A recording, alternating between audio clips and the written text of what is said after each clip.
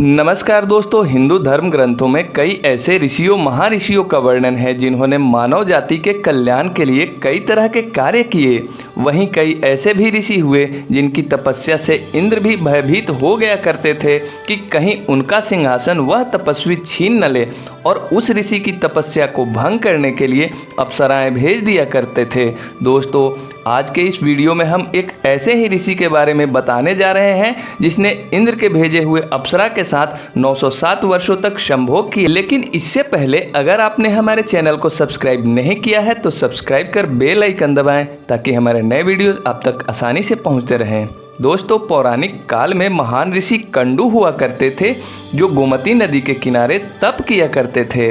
उनके तप को देखकर इंद्र भयभीत हो गए और प्रमलोचा नामक अप्सरा को पृथ्वी लोक पर कंडू ऋषि की तपस्या को भंग करने के लिए भेज दिया। दोस्तों, प्रमलोचा ने अपनी शरारतों से कंडू ऋषि का ध्यान तोड़ दिया।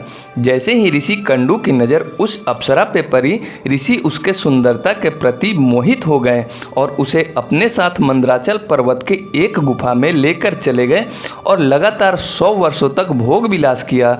एक दिन प्रमलोचा ने कहा, मुझे स्वर्गलोक से आए हुए 100 वर्ष हो गए, अब मुझे स्वर्गलोक जाने की अनुमति दें। कंडू ऋषि ने अप्सरा प्रमलोचा को अपने साथ और कुछ दिन रुकने को कहा। ऋषि की बात सुनकर प्रमलोचा मान गई और उनके साथ रुकने को तैयार हो गई। फिर 100 वर्षों के बाद उस अप्सरा ने वापस जाने का अनुरोध किया, लेकिन ऋषि ने अप्सरा को अपने साथ पुनः सहवास के लिए मना लिया। प्रमलोचा इस बात से भी भयभीत थी कि कहीं कंडू ऋषि कुपित होकर उसे कोई श्राप न दे। इस तरह जब भी प्रमलोचा इंद्रलोक वापस जाना चाहती थी, कंडू ऋषि उसे मना लिया करते थे। इस तरह कई 100 वर्ष बीत गए। एक दिन बड़ी तेजी से कंडू ऋषि गोमती नदी के तट के तरफ जा रहे थे। तभी अप्सरा ने टोकते हुए कहा, इतनी तेजी से आप कहाँ जा रहे हैं?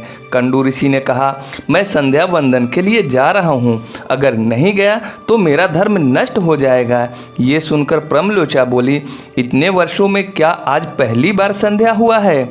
आपने तो कई वर्षों से संध्या वंदन नहीं किया। कंडू ऋषि ने कहा, मुझे पूरी तरह से याद है कि आज सुबह ही तुम यहाँ आई हो। इस पर अप्सरा ने कहा, हे ऋषि, आप सच कह रहे हैं, मैं आपके पास सुबह में ही आई हूँ, लेकिन उस सुबह को 907 वर्ष 6 महीने और 3 दिन हो गए हैं। तत्पश्चात प्रमलोचा ने सारी बात बताई और ऋषि से श्राप नहीं देने का अनुरोध किया।